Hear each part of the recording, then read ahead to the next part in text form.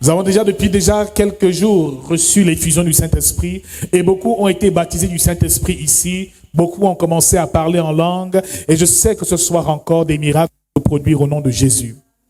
Qu'il y aura des prophétesses, des prophètes, des personnes habitées par des dons spéciaux qui vont effectivement aider l'Église, car tous les dons concourent à l'édification du corps de Christ. Le Seigneur a besoin des personnes qui fonctionnent dans l'Esprit, que le Seigneur oigne quelqu'un ce soir au nom de Jésus-Christ. La Bible nous dit dans Actes chapitre 2, au verset 17, que dans les derniers jours, je répandrai de mon esprit sur toute chair.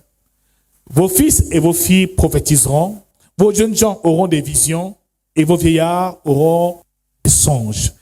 Et sur toute chair, je répandrai de mon esprit. Ce qui veut dire que nous sommes dans les temps de la fin et cette prophétie annoncée par le prophète Joël s'est déjà accomplie dans l'Église parce que dans l'Église, il y a la paix. Et les fils et les filles doivent prophétiser. Si tu es fils et fille de Dieu, alors prophétise. 1 Corinthiens chapitre 12 au verset 31 nous dit « Aspirez aux dons spirituels, mais surtout à ceux de la prophétie. » Tu dis avec moi « Aspirez aux dons spirituels et surtout à celui de la prophétie. » Bien-aimés dans le Seigneur et un peu plus loin dans 1 Corinthiens chapitre 14 au verset 5, l'apôtre Paul dit ici, je désire que vous parliez tous en langue, car parler en langue ici, c'est parler la langue de l'esprit. Bien-aimés dans le Seigneur, dans le monde, nous avons des langues. Et voyez-vous que lorsque les hommes ont construit la tour de Babel, la Bible nous fait comprendre qu'avant, l'humanité tout entière parlait la même langue. Par la suite, lorsqu'il a vu que les hommes étaient unis et qu'ils étaient en train de monter et atteindre déjà le trône, il est descendu s'aimer esprit de confusion afin que les hommes parlent des langues différentes. C'est pour ça qu'aujourd'hui, les langues empêchent aux hommes de se comprendre. Mais lorsque le Saint-Esprit descend, il rétablit la communication. Il nous fait parler en une langue nouvelle, la langue de l'Esprit, celle qui permet effectivement d'édifier Dieu et véritablement de se connecter à notre Seigneur et à son Esprit. Mon frère, ma soeur, celui qui parle la langue dit des mystères en esprit. On ne force pas de parler en langue, il vient naturellement. Et plus on marche dans l'esprit, et plus on reçoit l'esprit, on est rempli, puisse les langues de feu font leur apparition. Je prophétise que tu parles en langue au nom de Jésus. Alors celui qui parle en langue n'édifie pas son frère ou sa sœur, il dit des mystères à l'Éternel. Ce qui veut dire, bien-aimé dans le Seigneur, il y a une dimension dans la prière qu'on appelle la dimension la prière en esprit, qui veut que ce soit l'Esprit de Dieu lui-même qui te conduit en une langue particulière, la langue des anges. Le parler en langue, donc, est quelque chose d'important lorsqu'on veut ressourcer son homme intérieur. Mon frère, plus tu parles en langue, plus tu te ressources sur le plan spirituel et tu prends de l'énergie spirituelle. Le parler en langue te ressource. Mon frère, beaucoup ont besoin de jeûner, ont besoin peut-être de lire la Bible, ont besoin de s'agenouiller, de prier des heures et des heures. Mais celui qui parle en langue seulement 5 minutes est totalement ressourcé et connecté au trône de Dieu. Alléluia. Alors, je prophétise que quelqu'un reçoit le don du parler en langue au nom de Jésus. Alors, la Bible nous fait comprendre ici que l'apôtre nous dit ici, je désire que vous parliez tous en langue, mais encore plus que vous prophétisiez. Et celui qui prophétise est plus grand que celui qui parle en langue, à moins que celui-ci ne l'interprète pour que l'Église soit édifiée. Mon frère, ma sœur, celui qui parle en langue ça veut pas dire qu'il est petit. Simplement, c'est que celui qui parle en langue n'édifie pas les autres parce que les autres ne le comprennent pas, à moins qu'il y en ait dans l'Église qui puisse identifier ce parler en langue. Alors, celui qui interprète n'est pas différent d'un prophète. Mon frère, ma sœur, que certains reçoivent le don d'interpréter les langues nouvelles au nom de Jésus-Christ. Tous ces charismes, ces dons sont disponibles pour le corps de Christ. Et c'est pour ça, bien-aimés dans le Seigneur, que nous sommes une église de feu, parce que la révélation de notre église commence au jour de la Pentecôte. C'est à ce niveau-là que la révélation commence. Lorsque le Saint-Esprit descend et oint l'église pour pouvoir expérimenter les dons. Mon frère, celui qui a dans le Saint-Esprit, marche dans la victoire et peut soumettre toute la puissance de l'ennemi au nom de Jésus-Christ. Bien-aimé, le parler en langue, l'interprétation, c'est important, mais aussi le don de prophétie. Et je sais que ce soir, quelqu'un a un rendez-vous avec l'esprit de prophétie. Car ces 3 dons sont ce qu'on appelle les dons oraux ou les dons vocaux. Le don du parler en langue, le don de l'interprétation des langues, mais aussi le don de prophétie. Car celui qui prophétise, édifie, exhorte et console le peuple. Bien-aimé dans le Seigneur, Dieu préfère encore que tu prophétises parce que lorsque tu prophétises, cela permet d'édifier, d'exhorter et de consoler ceux qui écoutent. Celui qui prophétise parle à une langue que tout le monde peut écouter et comprendre, mais pourtant celui qui parle la langue dit des mystères dans l'esprit. Ce n'est que cette raison pour laquelle l'apôtre Paul dit il est plus grand parce qu'il permet aux autres d'être édifiés, parce que le prophète a un rôle majeur dans l'Église. Bien-aimés dans le Seigneur, le terme prophète en hébreu veut dire nabi. Nabi qui veut dire appelé, qui veut dire inspiré, qui veut dire annoncer. Donc le prophète est donc celui qui annonce le dessein de Dieu et le plan de Dieu. Et Éphésiens chapitre 4 au verset 11 nous dit que Dieu a établi dans l'Église les apôtres, les prophètes, les docteurs, les pasteurs et les évangélistes. Ce qui veut dire que ce sont des personnes qui ont des charges au sein du ministère. Et dans 1 Corinthiens chapitre 12, à partir même du verset 27, la Bible nous parle et nous dit que nous sommes tous membres du corps de Christ, chacun pour sa part. Et au verset 28, il dit, Dieu a d'abord établi dans l'Église les apôtres, les prophètes par la suite, les docteurs, les pasteurs et tous les autres. Bien-aimés dans le Seigneur, il y a donc une hiérarchie dans l'Église. Bien-aimés, il est donc important que nous prophétisions tous, car dans les derniers jours, les fils prophétisent. Parle en langue, c'est bien, mais va plus loin et atteint le niveau de la prophétie. Alors le Nabi est donc celui qui est inspiré par Dieu et qui reçoit les instructions de Dieu, qui est donc celui à qui Dieu parle. Il est sensible à la voix de Dieu et il parle de sa part. Il annonce au peuple la volonté de Dieu et déclare même la sentence lorsque le peuple s'est égaré de la volonté de Dieu. Et dans l'Ancienne Alliance, il y avait ce qu'on appelle le prophétisme, qui est ici une institution établie depuis le yavisme ancien. C'est ici un ministère qui a été donné à certains hommes d'exercer un ministère auprès de Dieu pour que les hommes puissent être sauvés. Les prophètes étaient donc des personnes qui vivaient dans les montagnes. Il y avait donc effectivement des fils de prophètes qui restaient dans les montagnes et qui avaient pour mission de recevoir les instructions de Dieu. Lorsqu'ils recevaient, ils descendaient vers le peuple et venaient transmettre la volonté de Dieu au peuple. C'est donc comme ça que Samuel a reçu l'instruction de l'Éternel et est donc descendu à Bethléem, oindre le roi David. Les prophètes avaient pour mission d'oindre les rois et de conduire le peuple parce qu'ils étaient ceux qui représentaient la pensée parfaite de Dieu. Ils pouvaient sonder le cœur de Dieu et révéler aux uns et aux autres ce que Dieu pense. Donc celui qui est prophète parvient effectivement à maîtriser et à sonder les profondeurs de Dieu et la pensée de Dieu par rapport à toute situation. Alléluia. Il peut regarder dans le passé, dans le présent et même dans le futur. Ce qui veut dire qu'il n'est pas limité par le temps. Ce qui veut dire qu'il peut voir ce qui s'est passé dans le passé, ce qui se passe dans le présent et même dans le futur. Le prophète a cette capacité-là.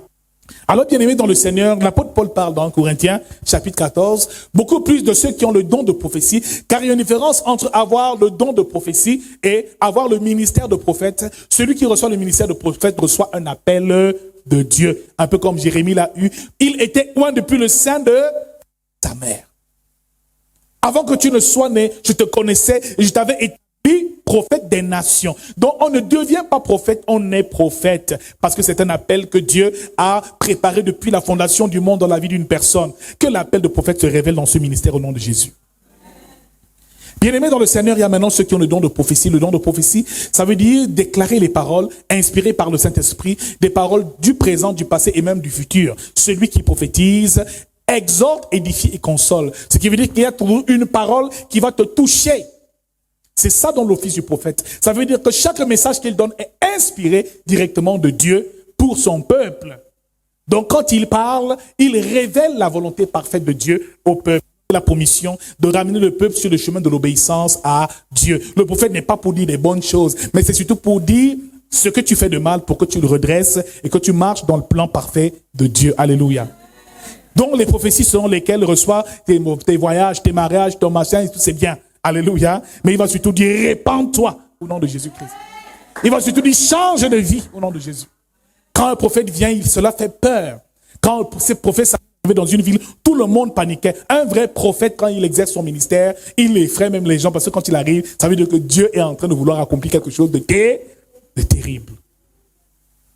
Pourtant, celui qui prophétise peut recevoir une parole de connaissance pour quelqu'un, une parole de sagesse pour quelqu'un. Il édifie plus, il exhorte et il console. Il n'effraie pas les gens. Mon frère, le prophétisme est quelque chose qui a été établi depuis longtemps, un peu comme les rois étaient loin, un peu comme les sacrificateurs étaient loin pour le service au temple. Les prophètes ont toujours existé. Ils faisaient partie du culte, mais ils n'étaient pas sacrificateurs. Simplement, ils exerçaient le ministère auprès de Dieu et ils étaient dans les montagnes. Les prophètes généralement être solitaires. Des temps de solitude, un peu comme Jésus aimait être sur la montagne. C'est des personnes qu'on n'arrive pas particulièrement à comprendre. Parfois, ils changent effectivement ils parlent de choses et ils te disent une autre chose parce qu'ils regardent les choses en esprit. Comprendre un prophète, c'est très compliqué. Alléluia.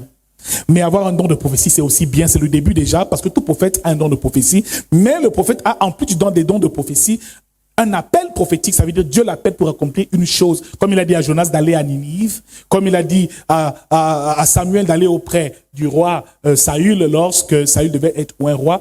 Bien aimé, l'appel prophétique, ça veut dire un ordre de mission, un ordre prophétique qu'on reçoit de la part de Dieu pour accomplir une telle mission. Quand il dit les élus de Dieu, ça veut dire que tu vas conduire les élus et je t'enverrai les élus pour tel ou tel ou tel ou tel. Ce n'est pas un hasard, le ministère de prophète, mais le don de prophétie est donc disponible. Que ce soit l'esprit de prophète visite quelqu'un au nom de Jésus.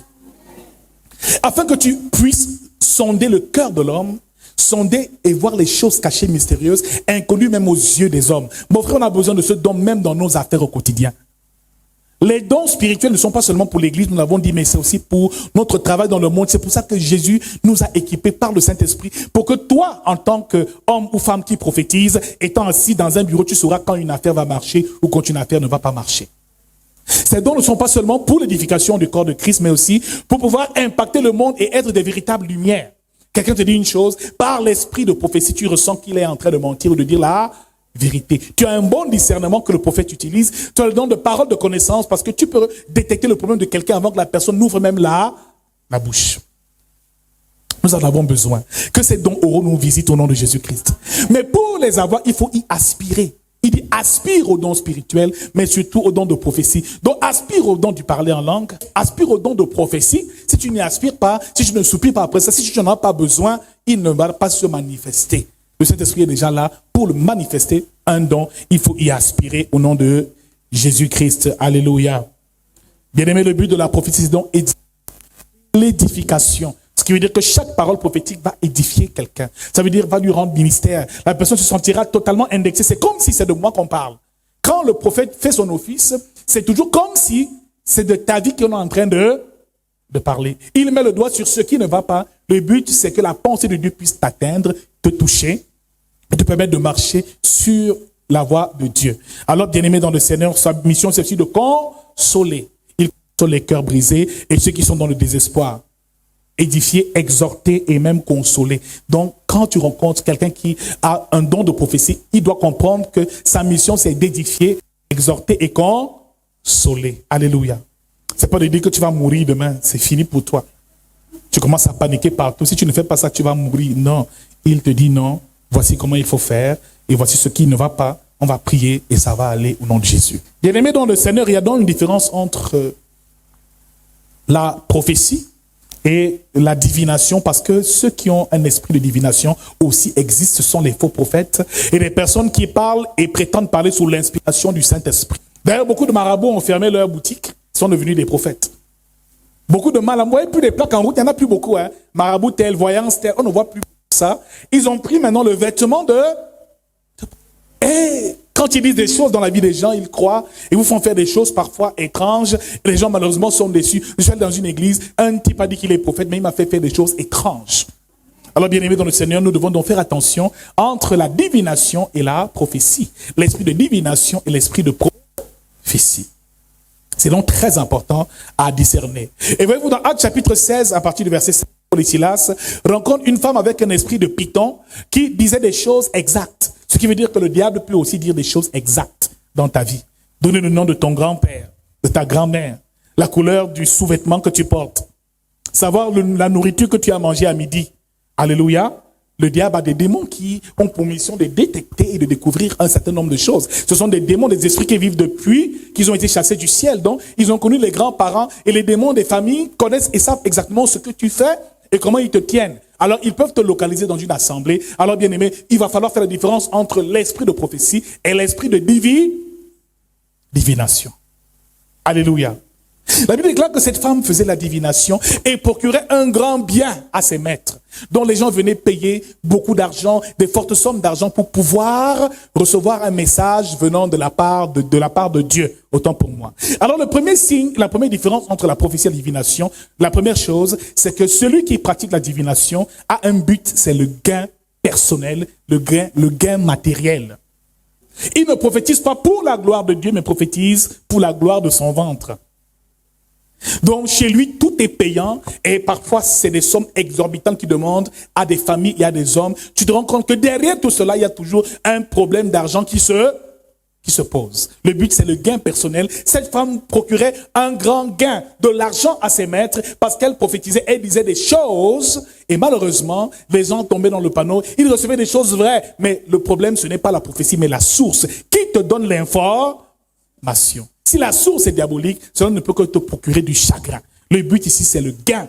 Quand quelqu'un dit qu'il prophétise, il doit glorifier Dieu dans son ministère. Le but n'est pas de se faire les poches. Bien aimé, il peut prophétiser et puis on le bénit, c'est vrai. Mais s'il fait de l'argent, le désir, sa quête permanente, cela devient un problème. À ce moment-là, ce n'est plus l'esprit de prophétie, c'est un esprit de divination qui recherche son propre intérêt. La deuxième différence, c'est que l'esprit de divination aussi ne donne pas la gloire à Christ. Généralement, celui qui a un esprit de divination dirige la gloire vers lui-même. À un moment, il devient le Dieu des hommes. Il aime que la gloire se tourne vers lui. Il ne s'abaisse pas pour laisser Christ et le Saint-Esprit opérer. C'est des personnes qui aiment bien que les gens se prosternent devant eux. Et il prophétise pour impressionner les hommes. Il dit des choses afin d'être bien vu et glorifié par les hommes. Il ne recherche pas la gloire de Christ, mais sa propre gloire. Quand tu vois une telle chose, fais attention. Troisième signe maintenant, c'est que ce qu'il va te dire sera contraire à la saine doctrine. Et il faut que ce que le prophète te dit de faire, ou ce qu'il pratique, parce qu'il y a ce qu'on appelle des actes prophétiques. Vous voyez, comme Élisée a mis du sel dans de l'eau, comme Jésus a mis la boue dans les yeux. Il y a parfois des choses que le prophète peut utiliser comme accessoire pour une délivrance, mais cela doit être en accord avec ce que la Bible dit. Alléluia. Je me souviens, une jeune femme est venue me voir une fois, me dire, homme de Dieu, c'est très fort, j'étais chez quelqu'un, prier, et il a mis un œuf dans mes parties intimes. Comment ça? Oui, il dit que pour me guérir de la stérilité, il a mis un œuf dans mes parties intimes, et depuis, cet œuf n'est pas sorti, c'est grave. Depuis là, je suis morte avec les douleurs au ventre, le ventre ne fait que enfler. Je dis, mon Dieu, qui a fait ça? Il fallait donc maintenant prier pour annuler et briser ce sort qui a été fait. Alors soyons vigilants lorsque nous allons d'église en église. C'est pour ça qu'il est important d'être fidèle à son homme de Dieu et fidèle à son prophète. Alléluia. On n'a pas 10 prophètes, on n'a pas 1000 prophètes. Il y a toujours un homme que Dieu mettra sur ton chemin pour te conduire, pour te guider, pour t'instruire dans les voies du Seigneur. Bien aimé, chaque pasteur doit être le prophète de quelqu'un au nom de Jésus et doit conduire le peuple jusqu'à ce que le peuple soit béni. Amen. Parfois, généralement, tu verras quelqu'un peut dire qu'il prophétise, mais il dit des paroles, il donne des enseignements qui n'ont rien à voir avec la parole de Dieu, avec la Bible. Alléluia. Et il y en a même qui n'ouvrent pas leur Bible, il te met à se dire des choses bizarres, des choses étranges, mais tu ressens au fond que ce n'est pas en accord avec ce que Jésus nous demande de faire. Et là, dès l'instant où tu vois cela, fais très attention. Un dernier signe, ce sont les œuvres de la chair. La Bible déclare qu'on les reconnaîtra à leurs fruits. Alors, bien aimé, dans le Seigneur, tu vois un prophète qui est là, qui fait son office, mais il y a eu un cas comme ça, je crois, du côté de Nkwama, un prophète qui a engrossé toutes les sœurs de la chorale. Tu aimerais être à la place de ces sœurs-là? Amen. Pourtant, il prophétise. Il prie pour les gens tombent. Mais toutes les sœurs de la chorale sont toutes enceintes. Elles étaient pratiquement 10 ou 13. Donc, il était puissant, cet homme de Dieu-là. Amen. Puissant dans un autre sens. Ça n'a rien à voir avec Dieu. Amen. Tu ne peux pas me prêcher la vérité et vivre une telle vie. Donc, bien aimé, regarde leurs fruits. J'en ai connu aussi. Des prophètes ou des personnes qui se disent inspirées de Dieu, qui vivent une vie totalement de débauche. Alors, tu le vois dans les maquis, dans les bars, dans les boîtes de nuit en train de boire. Alors, quand il te voit passer, il dit, pardon, ne passe pas sans me laisser une bière. Alors, un homme comme celui-là, tu te rends compte que là, ce n'est pas les œuvres de l'esprit qu'il pratique, mais les œuvres de la chair. À ce moment-là, ce n'est pas normal qu'il vive une telle vie. Et là, tout de suite, tu ressens que là, c'est un esprit de divination qui le conduit. Des hommes qui ont l'esprit de divination peuvent avoir été des personnes inspirées par Dieu, peuvent avoir eu un esprit de prophétie ou un don de prophétie, mais à cause d'une vie immorale ou alors à cause d'un problème de caractère, le diable les a infiltrés. Maintenant, ils ont la vision du monde des ténèbres. Je déclare que ce ne sera jamais ton partage au nom de Jésus-Christ. Je déclare que toute imposition de main et toute prière faite par un faux prophète, un devin, quelqu'un qui fait dans la divination, soit nul et sans effet dans ta vie au nom de Jésus-Christ. Cela, tu dois le savoir et pouvoir discerner la volonté de Dieu, ce qui est bon, agréable et parfait.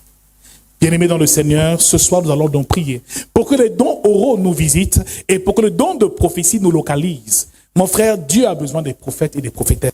C'est un appel. Mais avant toute chose, il a besoin des hommes et des femmes qui ont le don de prophétie. Je prophétise que le don de prophétie, que l'esprit de prophétie te visite ce soir au nom de Jésus-Christ. Que tu sois habité par cet esprit, nous allons donc prier pour la descente de l'esprit de prophétie et de ce don de prophétie. Nous avons dit que durant ce séminaire et ces temps de prière, nous prions pour recevoir les dons spirituels. Nous allons encore prier ce soir pour recevoir les dons oraux, pas les dons de révélation, de puissance, mais les dons oraux, le don de parole, parler en langue, du discernement des langues, mais aussi le don de prophétie. Quelqu'un veut le don de prophétie? Quelqu'un aspire à ça ici ce soir? Qui veut aspirer à recevoir le don de prophétie? Amen.